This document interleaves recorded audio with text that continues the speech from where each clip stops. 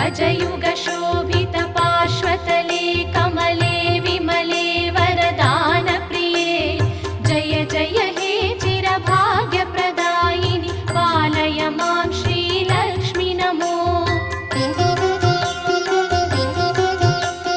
सुजन नमस्कृति शोकपरिष्कृति भक्तपुरस्कृति दिव्यकृते अज भव सन्नुते पापविदारिते पुण्यप्रदे करुणाकलिते निजपददास सुपोषिणि इष्टप्रदायिनि सद्गुणसम्भरिते